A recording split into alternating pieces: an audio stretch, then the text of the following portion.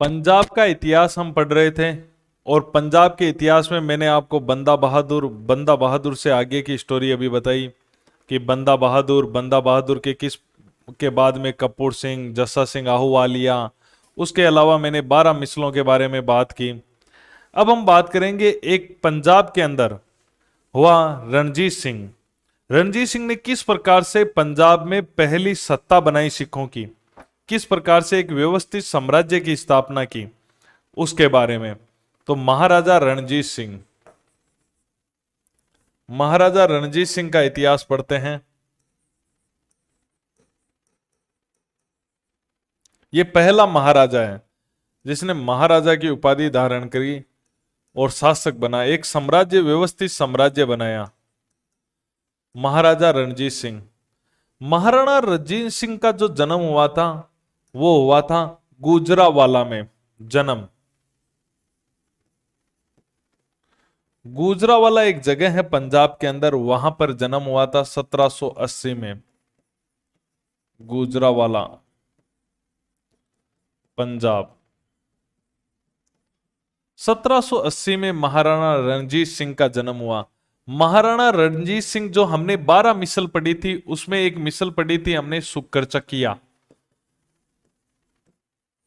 सुक्कर चकिया मिसल से संबंधित थे। ये सुक्कर चकिया मिसल के थे रणजीत सिंह। महाराजा रणजीत सिंह कौन सी मिसल के थे? सुक्कर चकिया के। इनके पिता का नाम था महासिंह। पिता महासिंह थे, सुक्कर चकिया मिसल के थे ये। और इनकी जो माता थी उसका नाम था राजकौर। क्या नाम था? राजकौर। इनकी जो पत्नी थी उसका नाम था मेहताब कौर। क्या नाम था? मेहताब कौर। रणजीत सिंह 12 वर्ष की आयु में ही शासक बन गए थे। जब शासक बने थे तब इनकी आयु हुआ करती थी 12 वर्ष। 12 वर्ष की आयु में ही ये शासक बन गए थे, यानी इनका जन्म 1780 के अंदर हुआ था। 1780 में इनका जन्म हुआ था और 12 वर्ष इन्होंने राज किया। 12 वर्ष बाद में इन्होंने राज किया, यानी गद्दी पर बैठे ये 1792 और 1839 तक इनका शासन पीरियड रहा है। 1839 तक इनका शासन पीरियड रहा था और सदाकौर शासक बन गए 12 वर्ष की आयु में। अब देखो क्या होता है, 12 वर्ष का तो शासन चला नहीं सकता। इनकी जो सास थी उसने शासन की बागडोर संभाली थी। रणजीत सिंह की जो सास थी, ये एक दिलचस्प बात है, पूरी कहानी देखो। इनकी संरक्षिका बनी इनकी सास सदाकौर। भाई इनकी सासू कैसे बनी? क्योंकि देखो क्या हुआ, सदाकौर थी, इनकी ससुराल था वो था, ये सदाकौर थी, वो कन्हैया मिसल से थी और इसके लड़का नहीं था। इसका लड़का नहीं था तो इसका जवाई ही इसका लड़का हो गया, यानी रणजीत सिंह ही। तो रणजीत सिंह सुकरचकिया मिसल का है ही, कन्हैया मिसल की ये सदाकौर है ही। इसने क्या किया, सदाकौर ने, इसका एक दीवान था जिसका नाम था लखपत राय, उसकी मदद से शासन चलाया था इसने, लखपत राय। उसके अलावा सदाकौर ने क्या किया, यहां पर प्रतिशासन परिषद बना दी, एक कौंसिल बना दी। वो कौंसिल शासन कर रही थी यहां पर, प्रतिशासन परिषद द्वारा शासन। एक रीजनल काउंसिल बना दी गई, द्वारा यहां पर शासन किया गया, जब तक ये थोड़ा बड़ा नहीं हो गया। गद्दी पर कब बैठा था ये? 1792 में गद्दी पर बैठा था, 12 साल की उम्र में। 92 से लेकर 97 तक इसी परिषद ने शासन चलाया है। तो ये थोड़ा सा ध्यान रख लेना रणजीत सिंह के बारे में, जन्म के बारे में। गुजरावाला 1780, सुक्कर चकिया मिसल, वेरी इंपॉर्टेंट क्वेश्चन है। पिता महासिंह, माता राजकौर, पत्नी मेहताब कौर, शासक बने तब आयु 12 वर्ष। संरक्षिका बनी, वेरी इंपॉर्टेंट, इनकी सास सदाकौर जो कन्हैया मिसल की थी, इसके खुद के संतान नहीं थी, तो दोनों ही इसको दे दिए। रणजीत सिंह भाई शुक्रचक्किया का तो खुद है, कन्हैया मिसल और मिल गया। इसकी सास का हस्तक्षेप पूरा था और शासन चलाने में एक परिषद द्वारा शासन चलाया जा रहा था जब तक ये थोड़ा बड़ा नहीं हो गया। महाराजा रणजीत सिंह जो थे उनके चेचक रोग था बचपन में, जिसके कारण से उनके एक आंख भी उन्होंने चेचक रोग के वजह से खो दी थी। चेचक रोग की वजह से एक आंख खो दी। तो एक आंख नहीं थी रणजीत सिंह के। तो इस पर रणजीत सिंह ने कहा, रणजीत सिंह अक्सर कहता था, रणजीत सिंह ने कहा जब उनके एक आंख नहीं थी तो रणजीत सिंह ने कहा कि ईश्वर ने मुझे एक आंख इसीलिए दी है ताकि मैं सभी को समान नजर से देख सकूं। ईश्वर ने मुझे एक आंख इसलिए दी है, एक आंख इसलिए दी है कि मैं सबको समान नजर से देख सकूं, सबको समान नजर से देख सकूं। तो महाराजा रणजीत सिंह जो थे, अब इनकी नीतियां थोड़ी सी आपको समझनी है, एग्जाम की दृष्टि से बड़ी इंपॉर्टेंट है। रणजीत सिंह की नीतियां, रणजीत सिंह की नीतियां।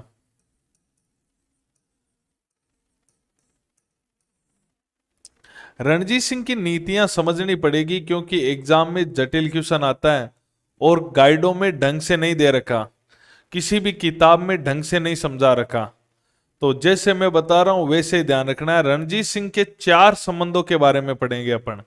रणजीत सिंह के संबंधों के बारे में पढ़ेंगे कि नंबर 1 अफगानों के साथ संबंध। रणजीत सिंह के अफगानों के साथ क्या संबंध थे, जो अफगानिस्तान के अफगान लोग थे, जो वहां के शासक थे, उनके साथ क्या संबंध रहे। नंबर 2 सिखों के साथ कैसे संबंध थे, जो अन्य सिख थे। इस समय सिखों के बड़े विद्रोह हुए, होने थे, इनके खिलाफ सिख भी हुए। क्यों? क्योंकि ये एक मिसल का था, एक मिसल 12 मिसलें थी। तो एक मिसल का अगर ताकतवर बनेगा तो अन्य मिसलें कहीं ना कहीं नाराज होगी। कोई नहीं चाहता कि उनका साथी है वो तरक्की कर ले। अंग्रेजों से संबंध इनका, जिस तरह से मैंने बांटा है और इस तरह से समझ गए ना, तो इनका क्वेश्चन कभी गलत नहीं करोगे आप। और चौथा हम बात करेंगे गोरखों के साथ संबंध, नेपाल वाले गोरखा, गोरखों से संबंध। सबसे ज्यादा इंपॉर्टेंट तो इनका अफगानों के साथ और अंग्रेजों के साथ संबंध है, तो इनके बारे में अपन चर्चा करेंगे। नंबर 1 हम बात करेंगे अफगानों से संबंध। नंबर 1 टॉपिक लेंगे हम अफगानों से संबंध, एक एक को करेंगे अपन। अफगानों से इनके क्या क्या संबंध रहे, कैसे संबंध रहे, उस पर अपन बात करेंगे। अफगानों में अगर अपन संबंध की बात करें तो अपन को ध्यान रखना है, अफगानिस्तान, अफगान जो अफगान है, अफगानिस्तान है, उनके 3 राजा इनके समकालीन रहे, उनसे संबंधों को अपन को जानना है। 3 राजा इनके समकालीन रहे, उनसे जो इनके संबंध रहे उनको देखना है। तो 3 राजा कौन कौन से हैं अफगानिस्तान के? एक तो है जमान शाह, उसके साथ में एक है, इसके बाद में शाह सुजा, उससे इसका कैसा संबंध रहा, और एक था दोस्त महमूद। बस इन 3 के साथ में पढ़ना है। मैंने बहुत अच्छी तरह से इसको बांट दिया है ताकि आप समझ सको। ये सब अफगानिस्तान के शासक, अफगानिस्तान कह दूं या काबुल कह दूं, एक ही बात है, काबुल राजधानी थी। तो इनके साथ सबसे पहले हम पढ़ रहे हैं अफगानों के साथ संबंध। तो अफगानों में 3 अफगान ध्यान रखने हैं, जमान शाह, शाह सुजा और दोस्त महमूद। इनके साथ में उनके जो संबंध रहे हैं उनके बारे में अपन बात करेंगे। तो एक एक को ले रहे हैं हम। सबसे पहले अफगानों का संबंध ले रहे हैं कि अफगानों के साथ इनका क्या संबंध रहा है।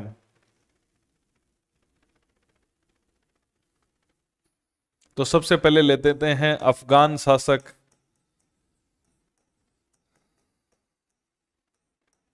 जमान शाह। एक एक ले रहा हूं मैं। जमान शाह ये कौन था? आपने नाम सुना होगा अहमद शाह अब्दाली। अहमद शाह अब्दाली अफगानिस्तान का शासक हुआ जिसने भारत पर आक्रमण किया था। अहमद शाह अब्दाली का ये पुत्र था, पोता था। ठीक है।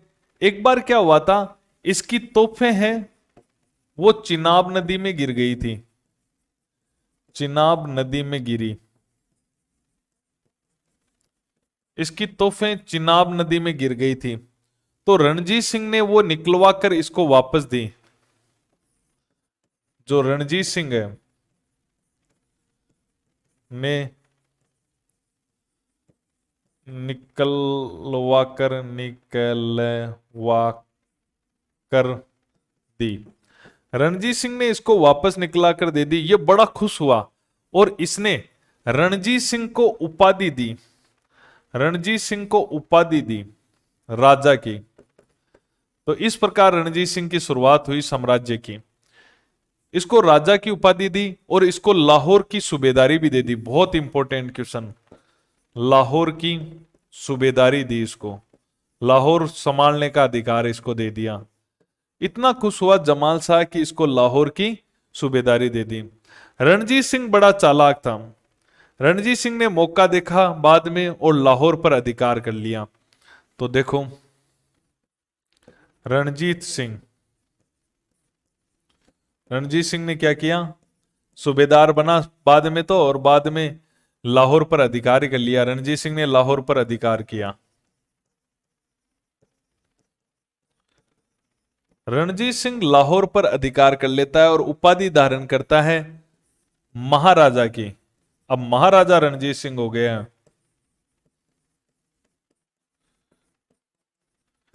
महाराजा की उपाधि धारण कर लेता है रणजीत सिंह और अपनी राजधानी भी कौन सी बना लेता है? लाहौर। इस प्रकार अपना एक साम्राज्य बना लेता है। इसको तो लाहौर का सूबेदार बनाया गया था, लेकिन लाहौर पर अधिकार करके लाहौर का राजा बन जाता है। तो यह तो अफगान शासक जमान शाह के समय की स्टोरी है। अफगान शासक 3 के साथ संबंध पढ़ने हैं।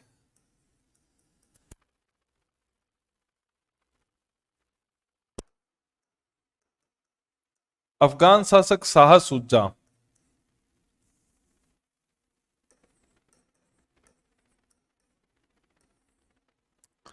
अफगानों का शासक जो शाह सुजा था वो भी अहमद शाह अब्दाली का ही पौत्र था। ये भी जो गद्दी पर बैठा बाद में, ये भी अहमद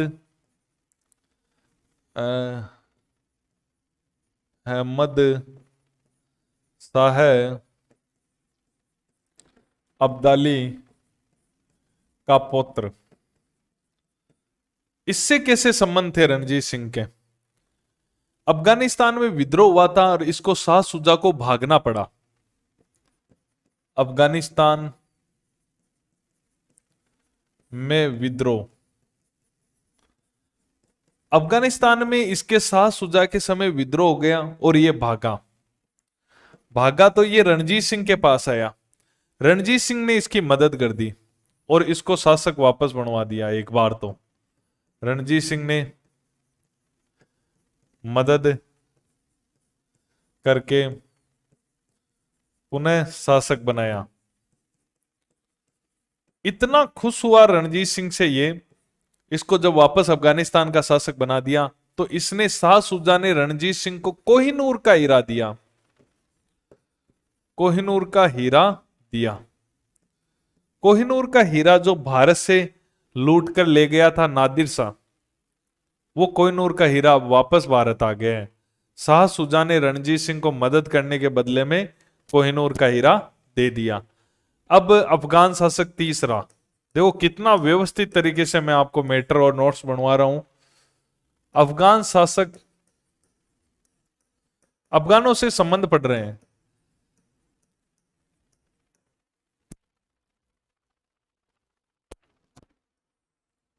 इतना जबरदस्त कहीं पर व्यवस्थित नहीं है। अफगानों से संबंध पढ़ रहे हैं। अफगानों में 3 बादशाह हैं, उन तीनों से संबंध बता रहा हूं। दोस्त महमूद, शाह सुजा जो था उसको हराकर ये शासक बना। शाह सुजा को हराकर शासक बना। दोस्त महमूद जो था अफगानिस्तान में, वो शाह सुजा को हराकर इस ऊपर वाले को शासक बन गया। रणजीत सिंह से इसकी अनबन चली और रणजीत सिंह ने इससे पेशावर जीता। क्या जीता इससे? पेशावर। पेशावर का इलाका है। महाराजा रणजीत सिंह ने इस दोस्त महमूद से जीता। दोस्त से तो अच्छे संबंध थे, ठीक है, और दोस्त महमूद से संबंध बिगड़ गए थे और इससे रणजीत सिंह ने पेशावर जीत लिया था। तो ये हो गया अफगानों के साथ संबंध। अब अपन बात करते हैं सिखों के साथ संबंध। तो यहां पे आगे देखते हैं, अफगानों से संबंध हो गए। ये अफगानों से संबंध है नंबर 1। नंबर 2 सिखों से संबंध।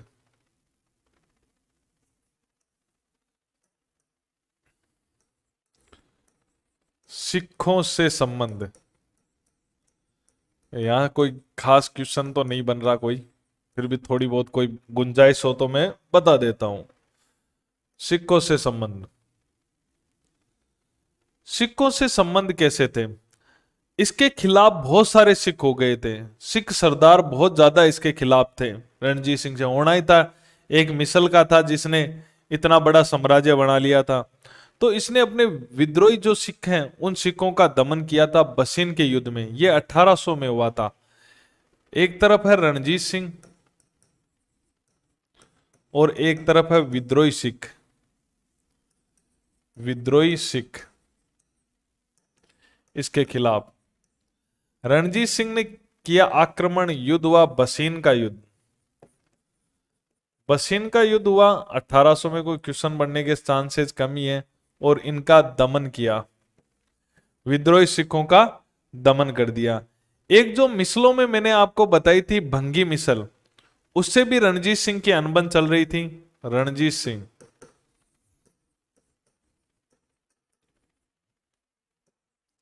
भंगी मिसल, हमने 12 मिसलों में एक मिसल पढ़ी थी भंगी मिसल। भंगी मिसल से भी इसकी अनबन चल रही थी, तो इसने उस पर आक्रमण कर दिया। रणजीत सिंह ने भंगी मिसल पर आक्रमण किया और भंगी मिसल के कब्जे में ही अमृतसर था, तो इससे अमृतसर जीत लिया।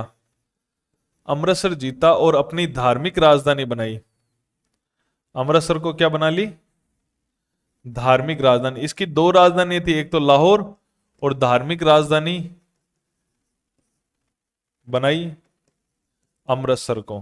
तो धार्मिक राजधानी किसको बना ली इसने? अमृतसर को, जो भंगी मिसल से जीता था रणजीत सिंह ने। तो 2 राजधानियां इसकी थी। अब अपन बात करते हैं इसका नंबर 3, अंग्रेजों से संबंध।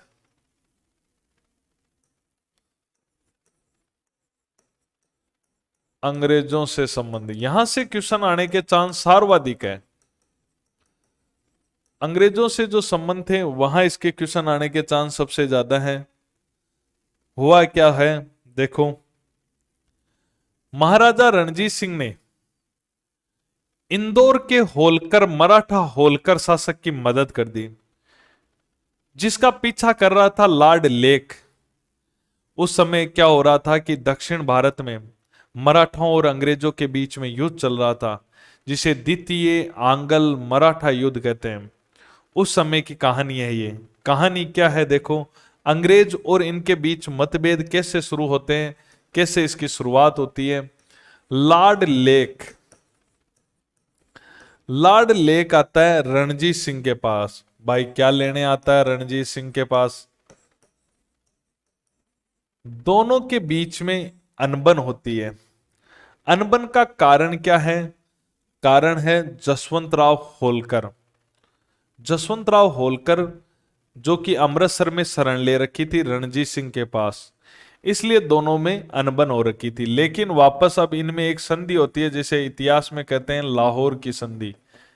भाई ये आता है लाहौर में, मिलता है रणजीत सिंह से, इसलिए इसको लाहौर की संधि कहते हैं 1806 में। इस संधि की शर्त यह होती है कि आपने जो मराठा जसवंत राव होलकर को रख रखा है, जसवंत राव होलकर को अमृतसर से हटाओ।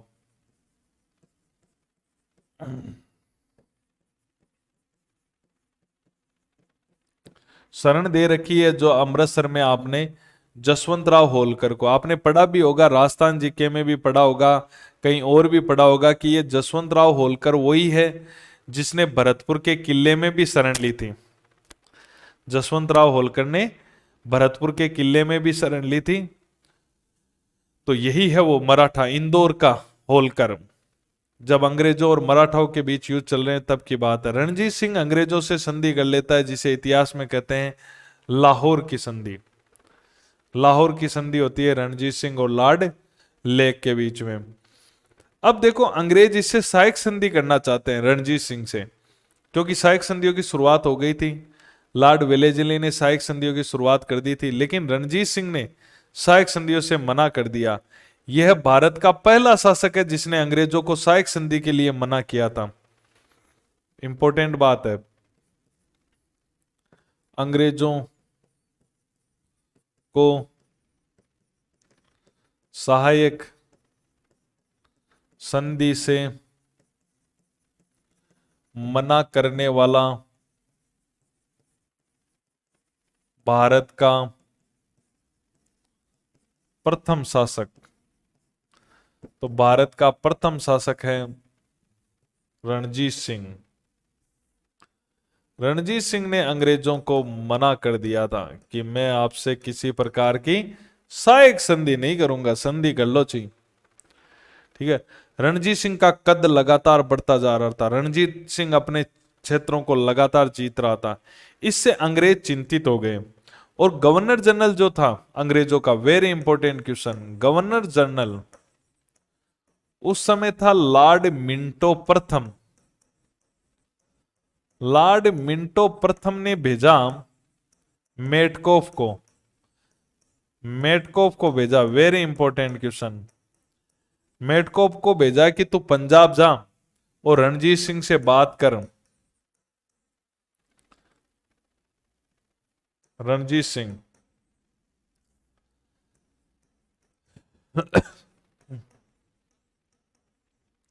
और वेरी इंपॉर्टेंट संधि होती है इनके बीच में, अमृतसर की संधि।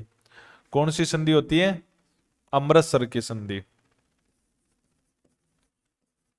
अमृतसर की संधि इतिहास की बड़ी संधियों में मानी जाती है। ये 25 अप्रैल 1809 में हुई थी। कब हुई थी? 25 अप्रैल 1809 में। देखो, रणजीत सिंह लगातार जीतता जा रहा था, अंग्रेजों की टेंशन बढ़ गई। मिंटो प्रथम ने भेजा मेटकोफ को, उसने रणजीत सिंह से एक संधि की। और क्या संधि हुई इसमें? यह संधि में यह हुआ कि रणजीत सिंह, तुम्हें सतलज नदी के इधर नहीं बढ़ना है, सतलज नदी के ऊपर तू कितना ही बढ़, तू आगे कितना ही बढ़, तू अफगानिस्तान जीत, हमें कोई मतलब नहीं है, सतलज नदी के इधर नहीं बढ़ेगा तू। तो ये इस टेंशन, क्योंकि यहाँ के जो छोटी छोटी रियासतें थी पटियाला वगैरह, उन्होंने अंग्रेजों से मदद मांगी क्योंकि रणजीत सिंह लगातार इधर बढ़ रहा था। तो इन्होंने एक शर्त की, अंग्रेजों के भी टेंशन हो गई कि हमारे राज्य की तरफ बढ़ रहे हैं। तो इन्होंने रणजीत सिंह की सीमा तय कर दी कि सतलज नदी के नीचे, या मैं ये कह सकता हूं सतलज नदी के दक्षिणी पूर्वी ओर, ये रणजीत सिंह की सीमा हो गई। ठीक है, ये सतलज नदी है, इसके नीचे नहीं बढ़ेगा या इसके इधर नहीं बढ़ेगा, सतलज नदी के पूरब में, इस तरफ पूरब लिखा आ सकता है या दक्षिणी पूरब लिखा आ सकता है। तो ये एक बड़ी शर्त, इसके अंदर शर्तें पूछते हैं एग्जाम में, शर्तें इंपॉर्टेंट है। शर्त नंबर 1 कि जो सतलज नदी है,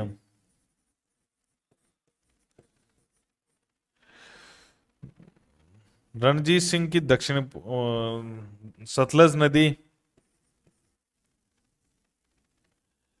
के दक्षिण पूरब में या पूरब में रणजीत सिंह का विस्तार रोक दिया गया कि रणजीत सिंह है वो अब इधर नहीं बढ़ेगा। ठीक है, उधर कितनी दूर जाओ, पाकिस्तान अफगानिस्तान। ठीक है, तो इसका विस्तार रोक दिया गया। या मैं ये कह सकता हूं कि जो सतलज नदी थी वो इसकी रणजीत सिंह की सीमा बना दी गई, दक्षिण पूर्व की। सतलज नदी रोक दिया गया, सतलज नदी को दक्षिण पूर्व की सीमा निर्धारित कर दी गई रणजीत सिंह की।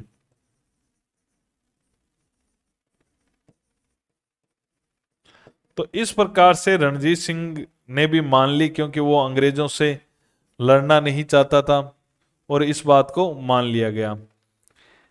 एक दूसरा यह था कि जो लुधियाना है, लुधियाना इस बाउंड्री पर है। ठीक है, जो सीमा निर्धारित हुई है, तो लुधियाना में अंग्रेज सेना रहेगी।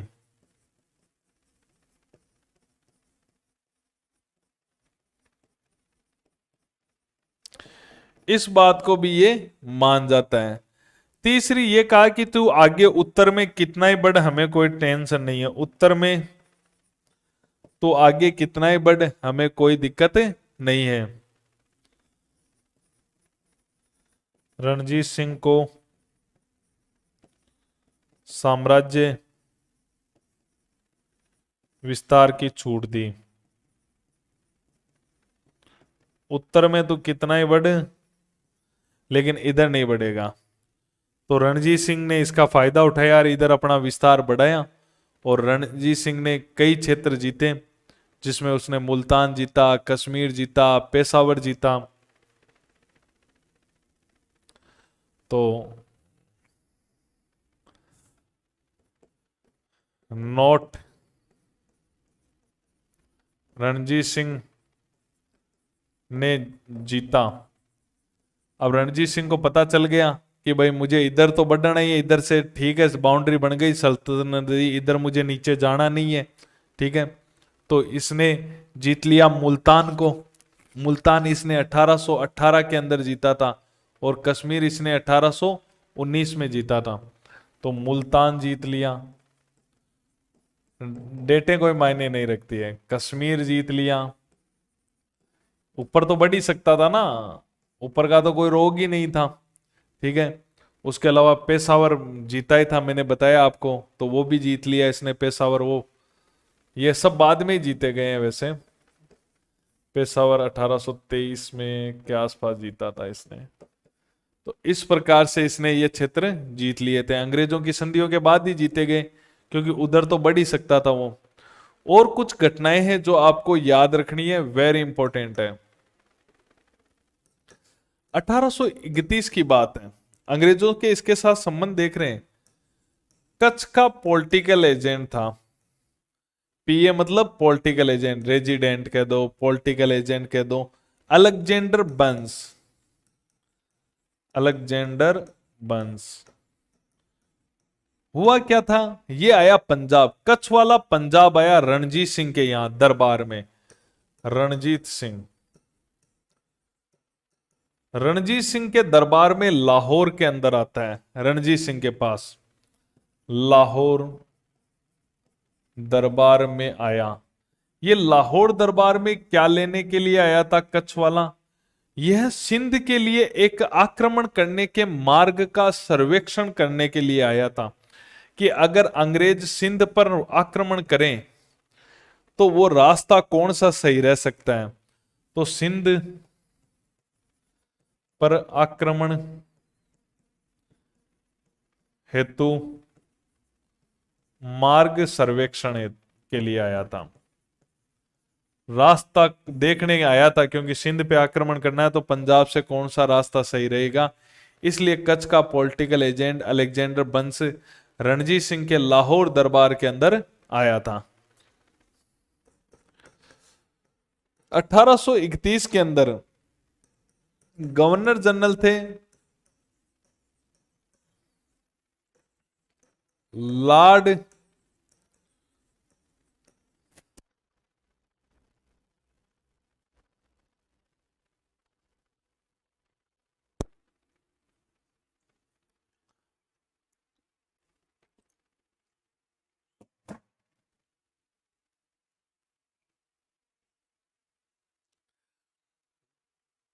गवर्नर जनरल था लॉर्ड विलियम बेंटिक। 1831 में गवर्नर जनरल था लॉर्ड विलियम बेंटिक। उसकी रणजीत सिंह से मुलाकात हुई। अच्छा क्वेश्चन है ये। दोनों की मुलाकात होती है रोपड़ में।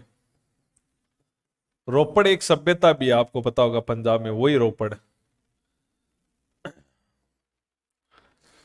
पंजाब में रोपड़ स्थान पर दोनों की मुलाकात होती है, रणजीत सिंह की और उस समय का विलियम बेंटिंग। सब जानते हो 31 में वही था गवर्नर जनरल विलियम बेंटिंग। ये वही है जो 1829 में सती प्रथा कानून लेकर आया। 29 में तो 31 में भी यही है। तो ये रणजीत सिंह से यहां समझौता करने आया कि तुम्हें सिंध में कोई लूटपाट नहीं करनी है, सिंध वालों से हमारी बात हो गई है। सिंध पंजाब के जस्ट नीचे पड़ता था पाकिस्तान में। तो सिंध के जो अमीर थे, अमीर का मतलब होता है जो बड़े बड़े मुसलमान ठाकुर थे, उनसे इसने रणजीत सिंह की संधि करवा दी। सिंध के अमीरों से रणजीत सिंह की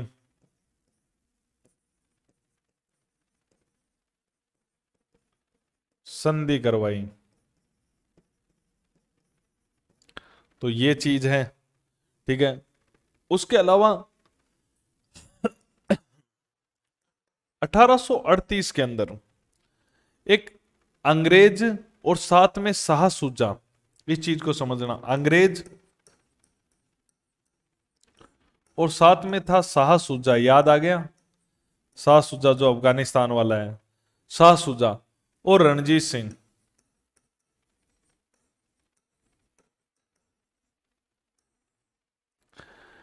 इनके बीच में एक संधि होती है, इसे त्रिपक्षीय संधि कहा जाता है। तीन पक्ष हो गए ना, एक तरफ अंग्रेज है, शाह सुजा है और रणजीत सिंह है।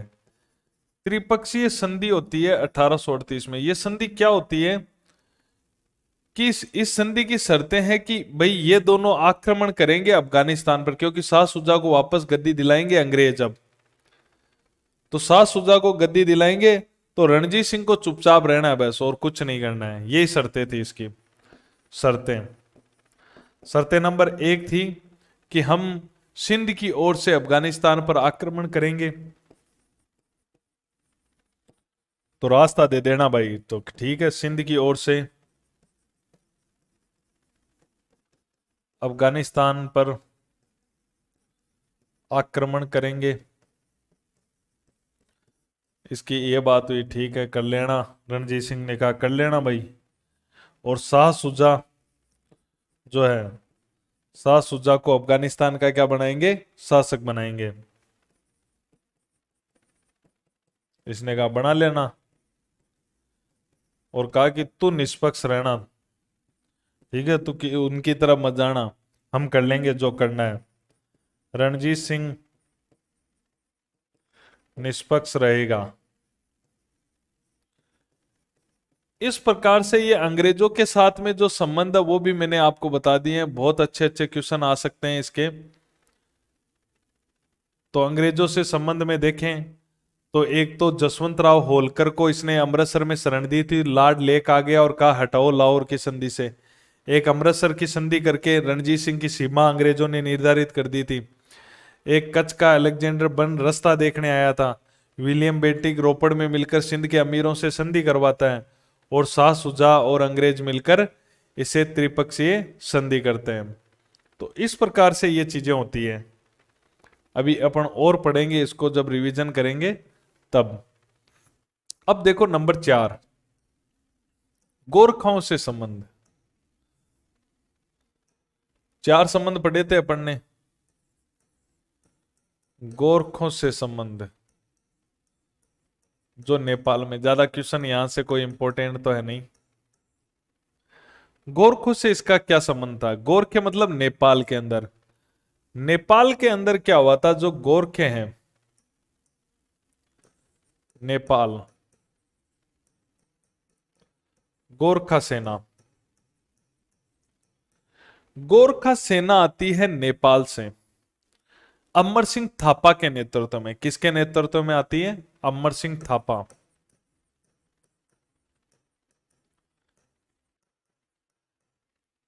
अमर सिंह थापा के नेतृत्व में आती है। और जो कांगड़ा है, कांगड़ा हिमाचल प्रदेश में पड़ता है, वहां का शासक था संसार चंद। संसार चंद। तो अमर सिंह थापा नेपाल का है, उसकी सेना आती है और कांगड़ा पर आक्रमण कर देती है। गोरखा सेना कांगड़ा पर आक्रमण कर देती है। ये जो संसार चंद है, ये मदद मांगता है। किससे मदद मांगता है? महाराजा रणजीत सिंह से, कि आप मेरी मदद करो। रणजीत सिंह कहता है ओके, करते हैं मदद तुम्हारी। और रणजीत सिंह क्या करता है? इस पे थापा पे आक्रमण कर देता है। रणजीत सिंह थापा पर आक्रमण कर देता है और अमर सिंह थापा गोरखाओं को पराजित कर देता है।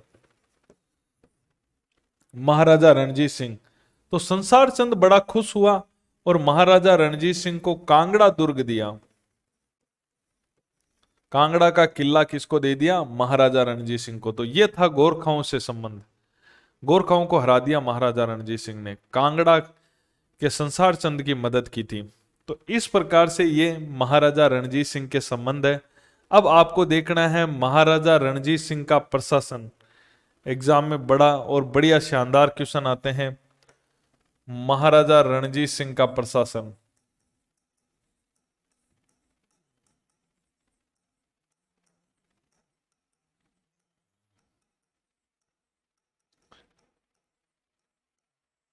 फिर रिवीजन क्लास आपको अच्छी तरह से देखनी है। यहां पर तो एक बार अपन लिख भी रहे हैं साथ साथ में। महाराजा रणजीत सिंह के प्रशासन की अगर अपन बात करें तो उनका केंद्रीय प्रशासन कैसा था, कौन कौन से उनमें विभाग होते थे, उन सब की अपन बात करेंगे।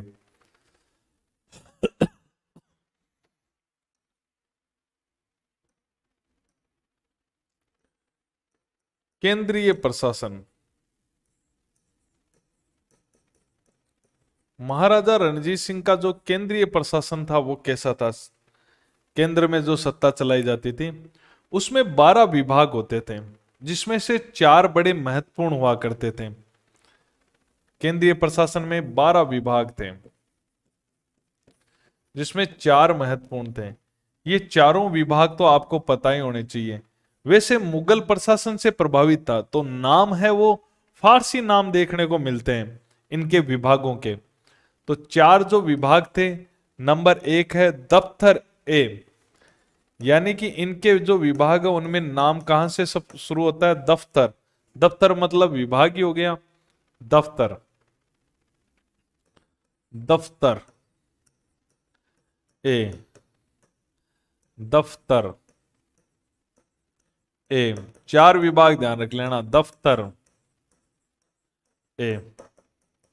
तो इनके विभाग के नाम दफ्तर से शुरू होते हैं। दफ्तर अपन भी तो ऑफिसों को कहते हैं, विभागों को कहते हैं दफ्तर। तो दफ्तर ए तोजियात कौन सा था? दफ्तर ए तोजियात।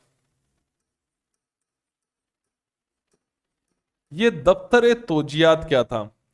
ये जो भी शाही घराने का खर्चा होता था उसका हिसाब रखता था। शाही घराने के खर्चे का हिसाब रखता। शाही घराने का जो भी खर्चा होता था उस खर्चे का पूरा हिसाब रखता था, वो तोजियात कहलाता था। उसके अलावा होता था दफ्तर ए अबवा बुल माल। क्या होता था? अबवा बुल माल। दफ्तर ए अब, इसको शॉर्ट में याद रखना होगा, अब वा बुल माल, ऐसे अब वा बुल माल। माल से आपको पता चल रहा है कि आय व्यय का इसके पास ही लेखा जोखा होता था। आय व्यय का लेखा जोखा रखने वाला। तो जो आय व्यय का लेखा जोखा रखता था वो होता था अब वा बुल माल। अब है दफ्तर ए मुवाजिब। दफ्तर ए मुवाजिब। दफ्तर ए मुवाजिब क्या होता था? ये जो सैनिक और कर्मचारी जो होते थे उनके वेतन का हिसाब रखता था। सैनिक व असैनिक, जो वेतन दिया जाता था, जो उनपे खर्च होता था, वेतन, वेतन का हिसाब रखता था।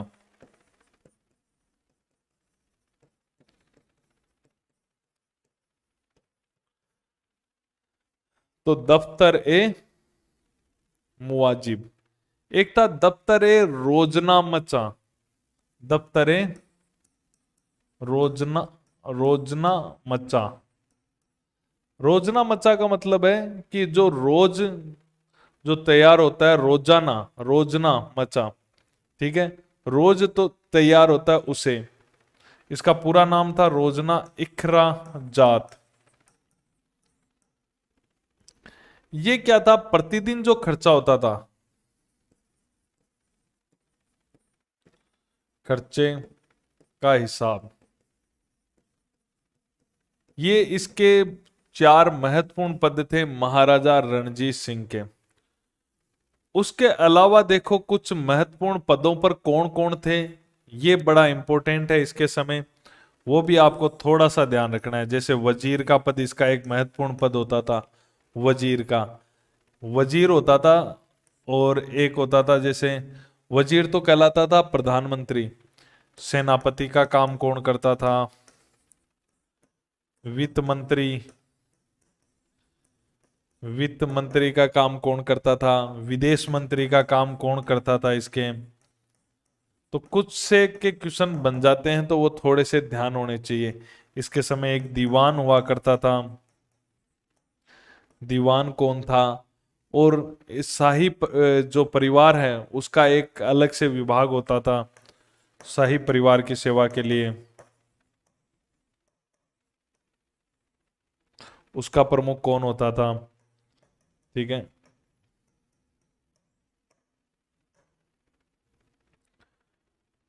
वजीर, वजीर मतलब प्रधानमंत्री, मेन पोस्ट होती थी ये, सबसे मेन पोस्ट यही होती थी। और लंबे समय तक इनके खानदान में यही चला था। ध्यान सिंह डोगरा, कौन चला था, ध्यान सिंह डोगरा। ध्यान सिंह डोगरा लंबे समय तक चला। सेनापति हरि सिंह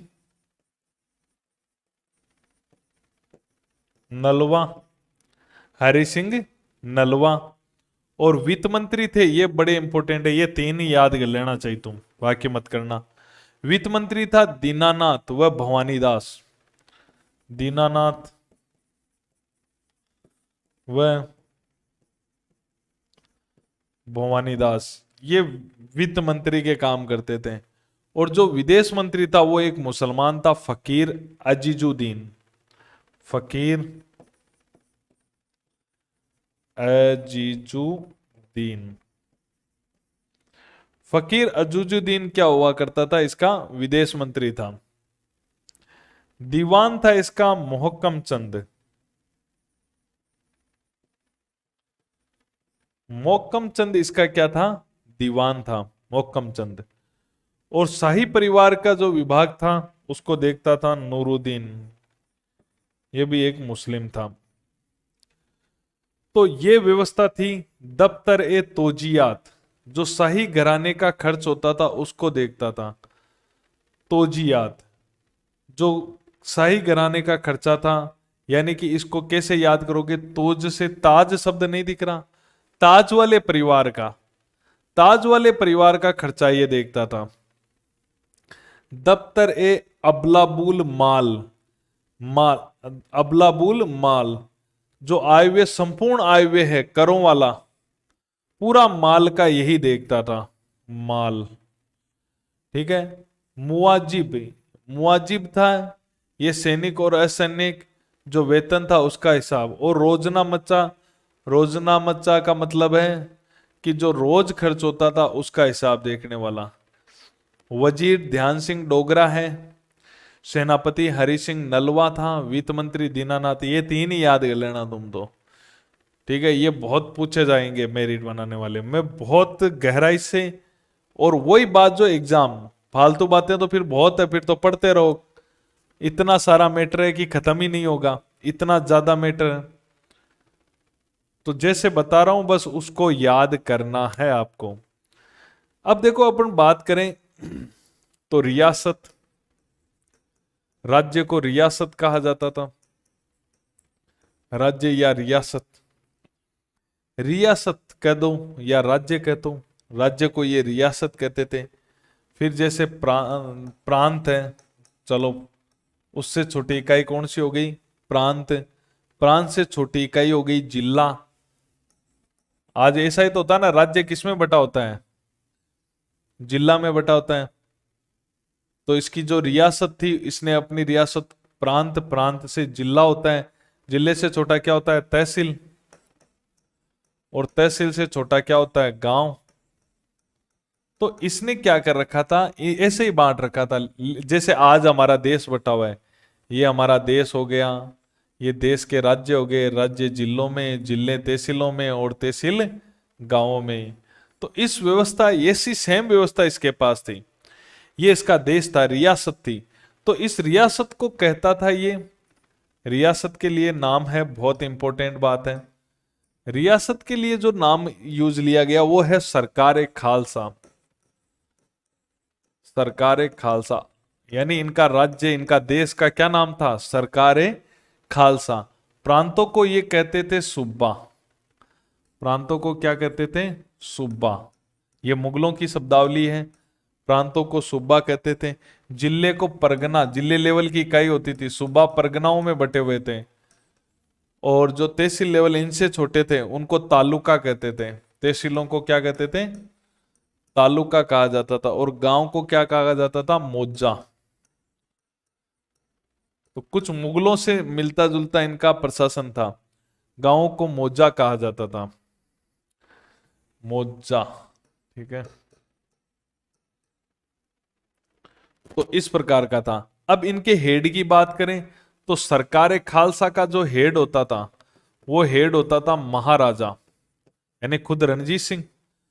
इनका राज्य सरकार खालसा था। जो सूबे का मेन होता था वो सूबेदार होता था। सूबे का मेन सूबेदार या नाजिम, मुगल शब्दावली है, नाजिम होता था। जो परगने का मेन होता था वो कारदार कहलाता था। क्या कहलाता था, कारदार। और जो तालुका का मेन होता था वो तालुकादार कहलाता था।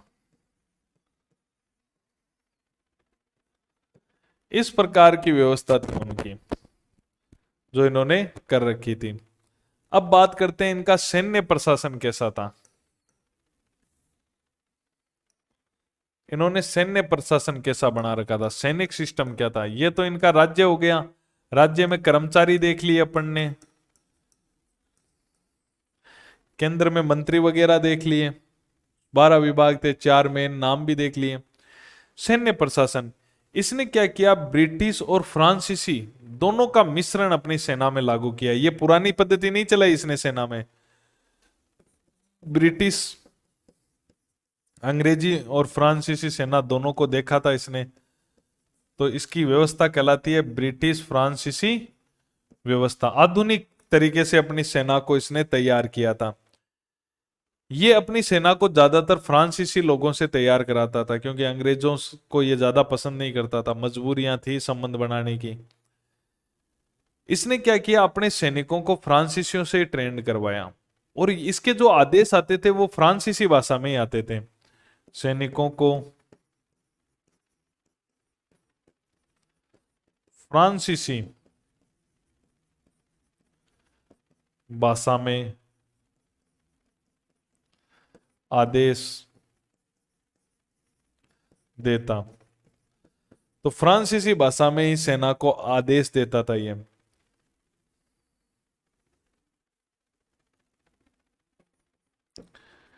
J.T. व्हीलर,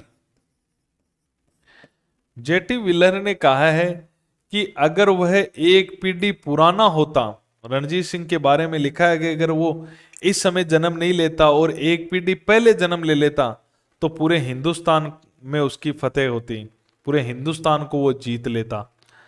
अगर वह एक पीढ़ी पहले होता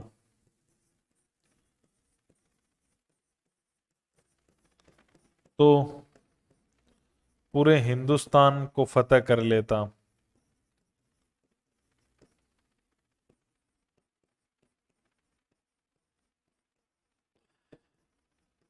व्हीलर मोदी इसकी योग्यता के बारे में बता रहे हैं कि ये गलत टाइम पर गद्दी पर बैठा, यानी गलत टाइम, क्योंकि अंग्रेज उस समय चरम पर आ चुके थे।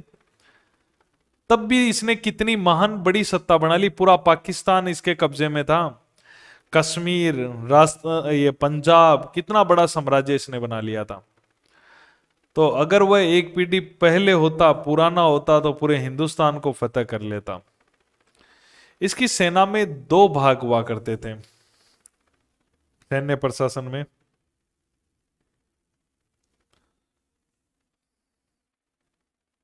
सेना में दो भाग हुआ करते थे इसके।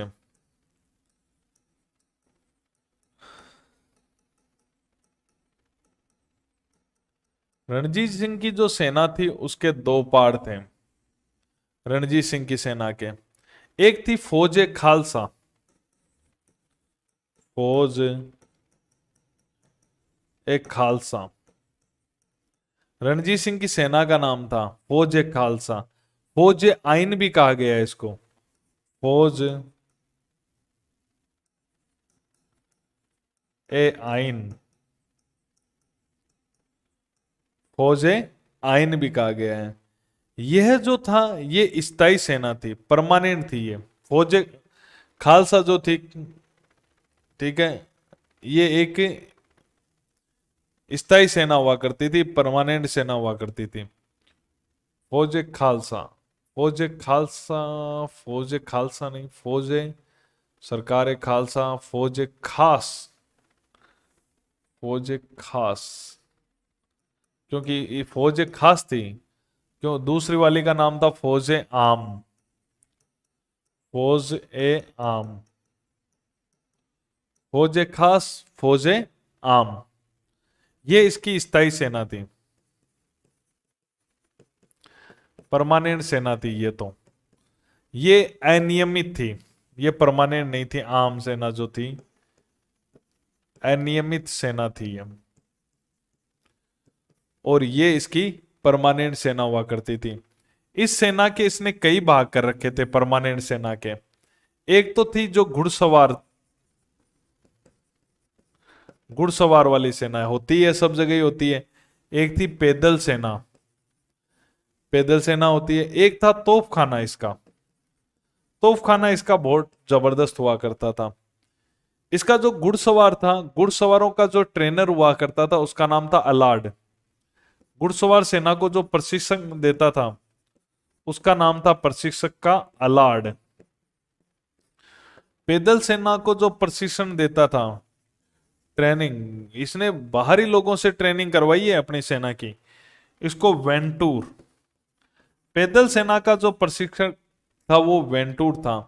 और जो तोपखाने का अध्यक्ष हुआ करता था, जो तोपखाने को संभालता था, वो एक मुस्लिम हुआ करता था जिसका नाम था इलाही बख्श, इलाही बख्श।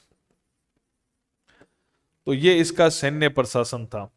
अगर बात करें इसकी अनियमित सेना, ये भी तीन प्रकार की थी। अनियमित थी, ये परमानेंट नहीं थी। एक का नाम था घुड़चढ़ा खास, घुड़चढ़ा खास। तो ये अनियमित सेना थी, परमानेंट भर्ती नहीं थी इनकी। अकाली, ये एक तरह से अग्निवीर की तरह थी। अग्निवीर की तरह तो नहीं थी, लेकिन इसका सिस्टम मैं कहना चाह रहा हूं कि ये परमानेंट राजा की होती थी। जैसे हमारे नहीं होते थे, राजस्थान के अंदर भी ऐसा ही था, राजा की खुद की सेना होती थी, फिर अन्य सेनाएं थी जिसमें ठाकुरों की भी सेना होती थी, कोई अन्य सेना होती थी। अकाली सेना का मतलब है जो धर्म रक्षक होते थे सिखों के, वो लोग भी इनकी युद्धों में मदद करने आ जाते थे। उसके अलावा जो मिसलदार होते थे, मिसलें चलती थी ना इनमें, तो मिसलदार जो इसके पक्ष थे, उनकी भी सेना लड़ने कभी युद्ध में इनकी मदद करने आ जाती थी। तो इस प्रकार की व्यवस्था उसकी थी। अब अपन बात कर लेते हैं राजस्व प्रशासन। राजस्व का क्या सीन था, करों की वसूली का क्या सिस्टम हुआ करता था। सैन्य प्रशासन हो गया, राजस्व प्रशासन। राजस्व की बात करें तो भू राजस्व 33 से 40% लेता था ये। 33 से, कोई क्वेश्चन नहीं बनेगा, 33 से 40% उपज का वो राजस्व लिया जाता था। जितनी उपज होती थी उसका 33% से लेकर 40% तक लिया जाता था। उसके अलावा बड़े बड़े मामले होते थे, चाहे राजस्व संबंधी हो चाहे अन्य मामले हो, इसके लिए इसने सर्वोच्च न्यायालय बना रखा था। अदालत ए आला कहते थे उसको, अदालत ए आला। इंपॉर्टेंट क्वेश्चन है, अदालत ए आला क्या थी? अदालत ए आला सर्वोच्च न्यायालय था, एक तरह से सुप्रीम कोर्ट था। और कहां था ये? राजधानी इसकी कौन सी थी? लाहौर। लाहौर के अंदर इसने बना रखा था।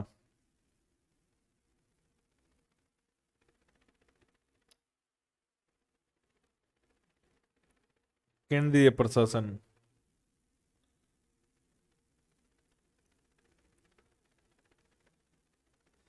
रिवीजन जरूर देखा करो, क्योंकि कोई बात मेरे दिमाग में आए तो मैं रिवीजन में ही लिखाता हूं यहां पे। तो इस रिवीजन को मत छोड़ा करो, अच्छी तरह से रिवीजन पर पूरा फोकस किया करो। तो देखो,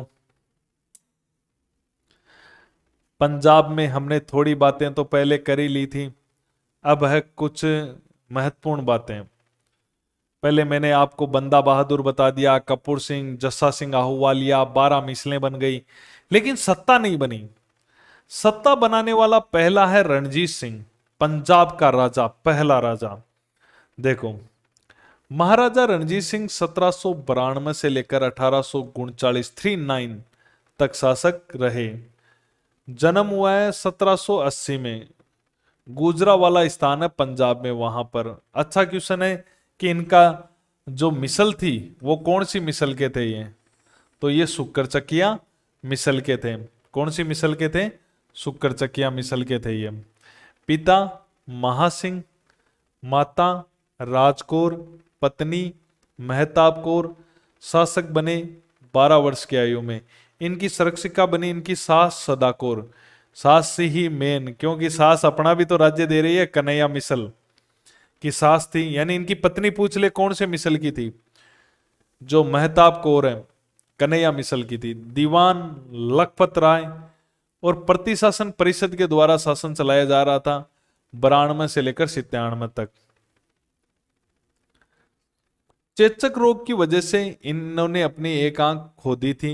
रणजीत सिंह ने कहा कि ईश्वर ने मुझे एक आंख इसीलिए दी है कि मैं सबको समान नजर से देख सकूं। ये लाइन कहां से आ गई? सबको समान नजर से देख सकूं। रणजीत सिंह की नीतियां हैं अफगानों से संबंध, सिखों से संबंध, अंग्रेजों से संबंध और गोरखों से संबंध। ये चारों संबंध पढ़ेंगे। गाइडों में बिखरा पड़ा है पूरा मैटर, किताबों में बिखरा पड़ा है। 4 संबंध अफगानों से पढ़ेंगे तो 3 राजाओं से पढ़ेंगे, जमान शाह, शाह शुजा और दोस्त महमूद। ये कौन है? अफगानिस्तान काबुल के शासक हैं। सबसे पहले अफगान शासक जमान शाह से इसका संबंध पढ़ते हैं। जमान शाह अहमद शाह अब्दाली का पोता था। इसकी तोपें चिनाब नदी में गिर गई थी, रणजीत सिंह ने निकाल कर वापस दे दी। जमान शाह बड़ा खुश हुआ, रणजीत सिंह को राजा की उपाधि दी और लाहौर की सूबेदारी दे दी। रणजीत सिंह ने बाद में जब अफगानिस्तान में आपस में ही लड़ने लगे, मौके का फायदा उठाया और लाहौर पर परमानेंट अधिकार कर लिया। उपाधि धारण कर ली महाराजा की, अब महाराजा बन गया और राजधानी बना ली लाहौर। तो रणजीत सिंह की राजधानी थी लाहौर। अफगान शासक शाह शुजा, ये भी अहमद शाह अब्दाली का ही पोता है जो गद्दी पर बैठा है। अफगानिस्तान में विद्रोह हो गया तो ये भाग गया। रणजीत सिंह ने इसकी मदद कर दी और पुनः शासक बना दिया, तो कोहिनूर का हीरा दिया। शाह शुजा ने दिया था रणजीत सिंह को कोहिनूर का हीरा। अफगानों का शासक दोस्त महमूद बन गया, शाह शुजा को हराकर शासक बन गया। रणजीत सिंह ने इसके रहते हुए दोस्त महमूद जब अफगानिस्तान का तब पेशावर जीता था। सिखों से संबंध की बात करें तो सिखों से बात करें तो रणजीत सिंह के खिलाफ बहुत सारे सिख इकट्ठा हो गए, बसीन के युद्ध में इनको पराजित किया और भंगी मिसल पर रणजीत सिंह ने आक्रमण करके अमृतसर जीता और धार्मिक राजधानी बनाई। तो अमृतसर भंगी मिसल से जीता था और अपनी धार्मिक राजधानी बनाई थी। अंग्रेजों से संबंध सबसे ज्यादा इंपॉर्टेंट है। लॉर्ड लेक और रणजीत सिंह के बीच में संधि होती है, लाहौर की संधि 1806 में। क्यों होती है? लॉर्ड लेक पीछा कर रहा है जसवंत राव होलकर का, जिसको रणजीत सिंह ने अमृतसर में रोक रखा है। तो लॉर्ड लेक आता है और रणजीत सिंह से संधि करता है 1806 में, और शर्त यह रखता है कि जसवंत राव होलकर है उसको अमृतसर से हटा दिया जाए। तो अमृतसर से उसको हटा दिया गया। अंग्रेजों को सहायक संधि से मना करने वाला भारत का पहला शासक है, ये प्रथम शासक है रणजीत सिंह, जिसने अंग्रेजों को सहायक संधि करने से मना कर दिया। गवर्नर जनरल लॉर्ड मिंटो प्रथम ने भेजा मेटकोप को, और पंजाब के रणजीत सिंह से संधि हुई अमृतसर की संधि 25 अप्रैल 1809 को। इस संधि में क्या हुआ? सतलज नदी का जो दक्षिणी पूर्वी इलाका है, नीचे का इलाका या साइड का इलाका कह दो, ये सतलज नदी, ऊपर का इलाका जो है ये सतलज नदी है, तो ये इलाका दक्षिणी पूर्वी कह दो, या इधर का तो पूर्वी इलाका कह दो तो भी चलेगा, तो एक ही बात है। तो रणजीत सिंह की विस्तार रोक दिया गया कि इधर नहीं बढ़ेगा। अब रणजीत सिंह सतलज नदी के इधर नहीं बढ़ेगा, ये उसकी सीमा होगी, को दक्षिण पूर्वी सीमा निर्धारित कर दी गई। लुधियाना में अंग्रेजों की सेना रहेगी, बॉर्डर पर जो सतलज नदी है वहां पर अंग्रेजों की से। उत्तर में रणजीत सिंह का साम्राज्य विस्तार की छूट दे दी कि उत्तर में कितना ही बढ़ाओ। बढ़ाया भाई रणजीत सिंह ने।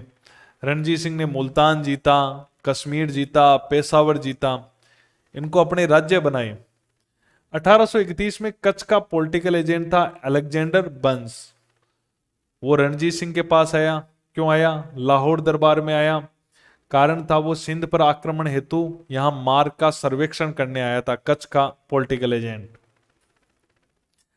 1831 में governor general Lord William Bentinck Ranjit Singh से मुलाकात करता है रोपड़ स्थान पर। सिंध के अमीरों से रणजीत सिंह की संधि करवा देता है ये, रोपड़ में मुलाकात करके, और सिंध से जो अमीरों से विवाद चल रहा था रणजीत सिंह का, उसको मिटाता है। 38 में अंग्रेज और शाह सुजा दोनों रणजीत सिंह से एक त्रिपक्षीय संधि करते हैं 1838 में कि सिंध की तरफ से हम अफगानिस्तान पे आक्रमण करेंगे, शाह सुजा को शासक बनाएंगे, तुझे निष्पक्ष रहना है, तुझे कुछ नहीं करना है। ये हुआ। गोरखा से संबंध की बात करें तो नेपाल में जो गोरखा सेना है वो अमर सिंह थापा के नेतृत्व में आई। ठीक है, सेना का नेतृत्व अमर सिंह थापा लेकर आया, और कहां पे आक्रमण किया? कांगड़ा में संसार चंद पर। इसने मदद किससे मांगी? रणजीत सिंह। रणजीत सिंह ने आक्रमण किया, थापा पराजित हुआ। संसार चंद ने रणजीत सिंह को कांगड़ा दुर्ग दिया इस मदद के बदले।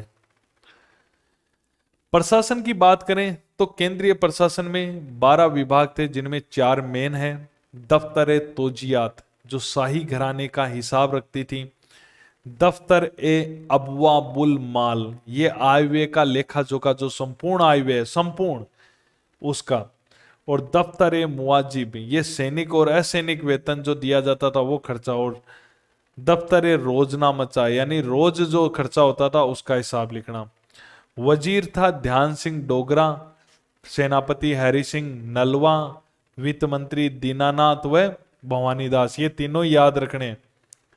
वजीर ध्यान सिंह डोगरा राजपूत था, सेनापति हरि सिंह नलवा और वित्त मंत्री दीनानाथ व भवानी दास। विदेश मंत्री फकीर अजूजुद्दीन था, दीवान मोहकम चंद था, और शाही परिवार का विभाग को जो देख रहा था वो नूरुद्दीन था। अगर इनकी बात करें तो जैसे आज देश होता है, देश राज्यों में बटा होता है, राज्य जिलों में, जिले तहसील में, तहसील गांव में, तो इसका भी जो राज्य था, रियासत था, कुछ भी कह लो, वो भी सूबों में बटी थी, प्रांतों में बटी थी, फिर जिला, तहसील और गांव। तो देश को तो क्या कहते थे? इसको सरकार ए खालसा, जैसे हम आज देश कहते हैं तो ये सरकार ए खालसा कहते हैं। प्रांत यानी वो सूबों में, सूबे से छोटे परगने, परगने से छोटे तालुका, तालुका से छोटा मौजा। सरकार एक खालसा का प्रमुख खुद महाराजा होता था, सूबे का सूबेदार होता था, या नाजिम भी कहते हैं, मैंने बताया था आपको, निजामत के मामले जो देखता है। परगना का कारदार, तालुका तालुकदार। अगर सूबे की बात आ गई ना, तो चलो यहां पे मैंने सूबे की बात आई है,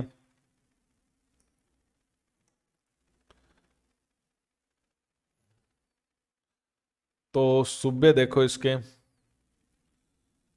5 सूबे थे। सूबे कितने थे? 5,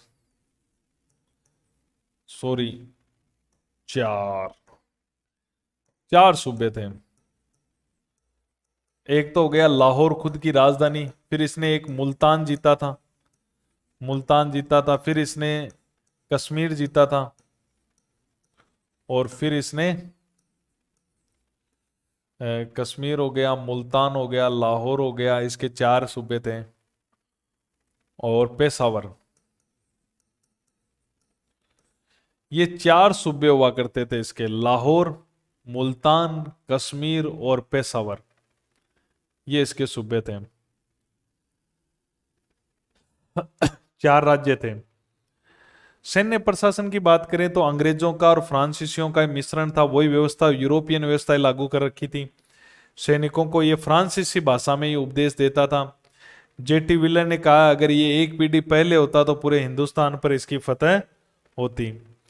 सेना में भी 2 भाग थे, फौज खास, जो खास थी वो परमानेंट थी, फौज आइन भी कहते हैं, स्थायी सेना, घुड़सवार, पैदल और तोपखाना, 3 भाग थे इसके। घुड़सवारों का प्रशिक्षक था अनलाड, और पैदल सैनिक का था वेंटूर, और तोपखाने का अध्यक्ष था इलाई बक्स। इधर फौज आम होती थी, जो आम थी, आम का मतलब है साधारण थी, जो युद्धों में आ जाती थी, अनियमित थी, परमानेंट नहीं थी, जैसे घुड़चढ़ा खास, ठीक है, अकाली, ये वर्ग हुआ करते थे। तो मिसलदारों की सेनाएं ये अनियमित थी, फिक्स नहीं थी। राजस्व प्रशासन की बात करें तो 30 से 40% भू राजस्व लेते थे। अदालत आला, सर्वोच्च न्यायालय होता था, अदालत से ही पता चल रहा, आला मतलब उच्च दर्जे का, सर्वोच्च न्यायालय को ही कहते थे, और ये राजधानी लाहौर में होता था। ये है महाराजा रणजीत सिंह। महाराजा रणजीत सिंह के बाद में जो है कौन बनता है, उनके कौन से लड़के होते हैं, उनकी बात अपन करेंगे।